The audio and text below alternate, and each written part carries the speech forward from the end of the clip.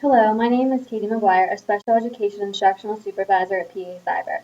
This is the Curriculum Analysis presentation for EDU 511 for the Franciscan University of Steubenville Masters in Education program. The Ohio Learning Standards for K-12 Social Studies will be analyzed, evaluated, and critiqued.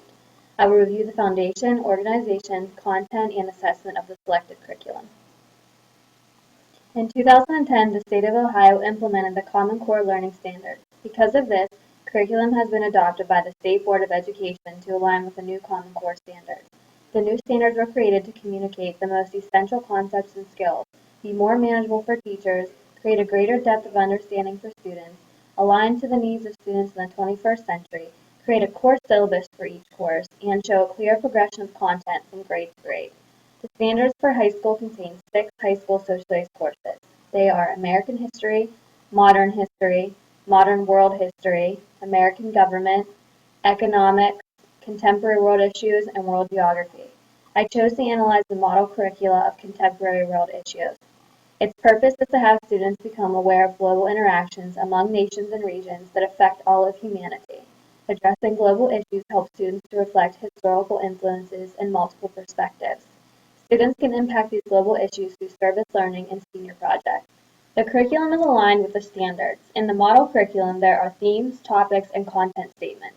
The content in the curriculum addresses 21st century skills like problem solving, communication, media literacy, and leadership. The standards for social studies are broken up into a curriculum for each grade level up to 8th grade separately.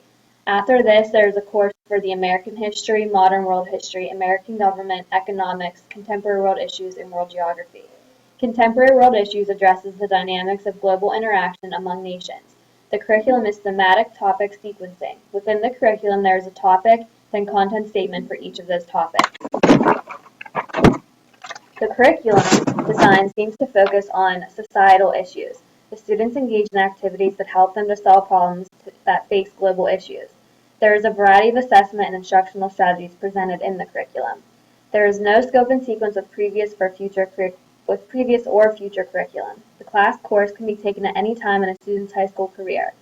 Although not all schools have to offer each of the 6 courses, but in order to graduate, students must complete 1/2 unit of American History, 1/2 unit of American Government, and then 2 other units of Social Studies. The 21st century is always changing as new economies emerge and new technologies change the way that people interact. These issues are universal. Global connections are the recurring theme throughout this curriculum. People in other nations are connected through trade, alliances, treaties, and international organizations. All of these are dynamic. Students learn about technology across the globe, how to effectively communicate to a diverse group of people, how to engage in a civil debate, and identify problems or dilemmas and come up with an appropriate solution. Students are able to discuss how they can promote interconnectedness and debate the advantages and disadvantages of increasing that interconnectedness with other nations. The curriculum also helps address diverse learners. There are resources listed in the curricula, like www.cast.org, to help teachers find strategies to meet the needs of all learners. The students gain authenticity by researching different nations and answers the essential question of why should Americans be concerned with issues or even in other parts of the world. This causes students to reflect on how national issues may affect them in their lives. Throughout each content statement, there is an instructional strategy proposed for the teacher to use. There is clear evidence that 21st century concepts and skills are being presented and learned. An example is students have to select a global issue and research how it is being discussed on a social network. This activity covers the advances in communication technology and how it is affected by the media to share this information across the world. Throughout each content statement and topic students are to study, there are many assessments provided. Some examples are discussions, using technology to research, analyzing, and using online tools to research global issues. There is both formative and summative assessments throughout the curriculum. There are suggested teaching strategies for most topics. An example is to provide a website for the student and the teacher. They are to watch a video, for example on pbs.org, view it, and then discuss it. Within that website, there are aligned resources for the teacher to use that go along with that program. Most of the assessments are very hands-on. Students need to do research or use outside sources other than a textbook to learn about the global issues. There were many different resources to use embedded in the curriculum. I thought this was crucial for teachers. It helps teachers to get ideas and build for them for their own assessments. The model curriculum provides guidance and support for instructional, curricula, and formative assessment designed to be completed at the local level.